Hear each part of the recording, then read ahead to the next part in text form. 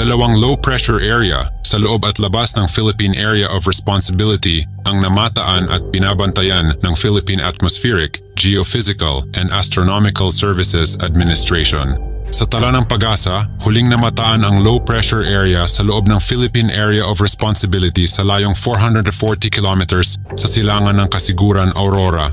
Samantala, huling namataan ang ikalawang low-pressure area sa labas ng Philippine Area of Responsibility sa layong 2,145 kilometers silangan ng Eastern Visayas. Mataas ang tsansa na maging bagyo ang nasabing low-pressure area sa loob ng Philippine Area of Responsibility sa mga susunod na araw. Ang southwest monsoon naman o habagat at localized thunderstorms ang inaasahang magpapaulan sa ilang bahagi ng bansa. Nagsuspinde na ng mga klase ang ilang mga lugar sa bansa September 16 dahil sa masamang panahon. Narito ang mga lokal na pamahalaan na nagkansela ng face-to-face classes. Kalibo, Aklan, Antique Aninii, Parbaza, Belason, Bugasong, Kulasi, Patnongon, San Jose, Sebaste at Tobias Fournier. Negros Occidental, Bago, Pinalbagan, Calatrava, Candoni, Kawayan, Ibi Magalona, Escalante, Himamaylan, Hinigaran, Hinobaan, Ilog, Isabela, Cabancalan, La Carlota, Moises Padilla, Murcia, Pulupandan, Sagay, Silay, Sipalay, Talisay at Victorias. Buong lalawigan ng Occidental Mindoro, Calintaan, Magsaysay, Mamburao, Rizal, San Jose at Santa Cruz, Palawan, Busuanga, Coron at Culion. Buong lalawigan ng Siquijor, mga bayan ng Antique, Hamtic, Libertad, Tibiao, San Jose de Buenavista, Sibalom at Tibiao. Negros Occidental, Bacolod City at Cadiz, sa Iloilo, Iloilo City. Kaya pinag-iingat ang mga residente sa mga nasabing lugar sa posibleng pagbaha o pagguho ng lupa tuwing magkakaroon ng malalakas na pag-ulan. Narito ang ulat panahon mula sa weather specialist ng Pag-asa. Narito update sa binabantayan nating dalawang low pressure area na kung saan yung isa ho dito ay nasa loob na ng ating area of responsibility.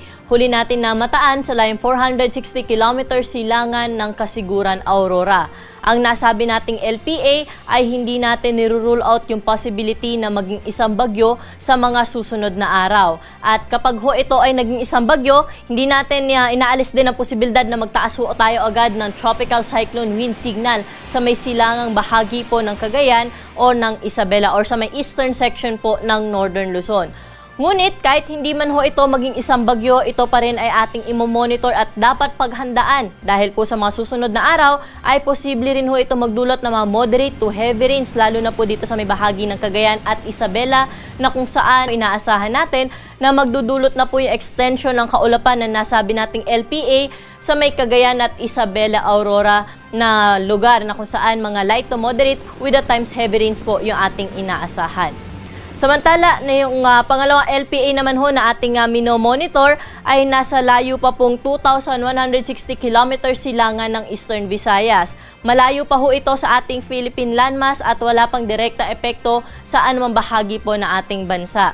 Medium chance ang tsansa nito na maging isang bagyo sa mga susunod na araw kaya ating i-monitor din ho dahil posible rin po ito mag-enhance na habagat in the coming days na kung saan magdudulot ng maulan na panahon sa may malaking bahagi pa rin ng Southern Luzon, Visayas at Mindanao.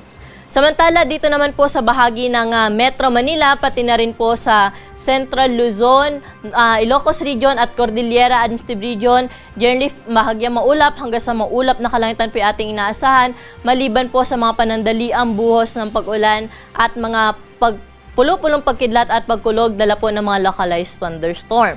Samantalang dito naman ho sa nalalabing bahagi pa ng Southern Luzon, sa may Bicol Region, the rest of Mimaropa, Calabarzon area, lalo na po sa may Batangas po, no, magiging maulap po ang kalangitan at may kasamang mga pag-ulan.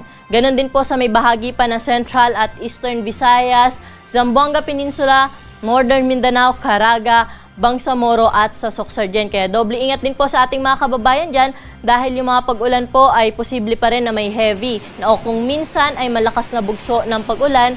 Kaya yung habagat ay patuloy pa rin po magdudulot ng bugso-bugsong malakas na mga pag-ulan lalo na po dito sa may northern portion ng Palawan, Occidental Mindoro, Aklan, Antique, at sa may Negros Occidental. Kaya doble ingat pa rin po sa ating mga kababayan dyan dahil nga po may ilang areas na binabaha na po, no? At may inaasahan pa tayong malakas na bugso ng pag-ulan na kung saan ay posible ho itong dumagdag pa sa mga pagbaha at mga pagguho ng lupa. Kaya doble ingat, doble paghahanda po yung ating paalala sa ating mga kababayan.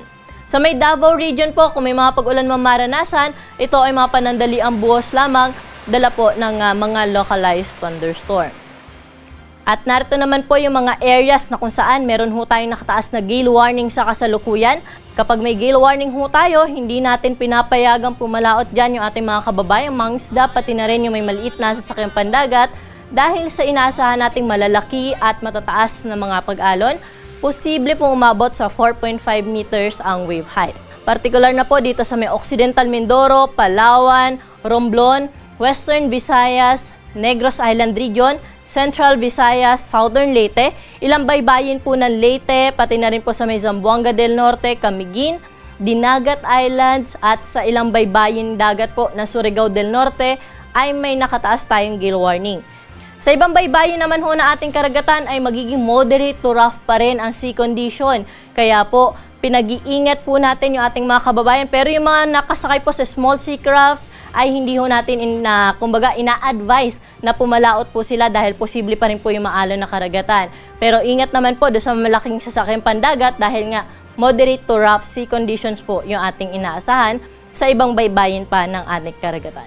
Yan muna ang ating weather update sa ngayon. Maraming salamat sa DOST Pag-asa sa pagbabahagi ng kanilang mahahalagang insight sa ating panahon. Mabuhay ang Pilipinas!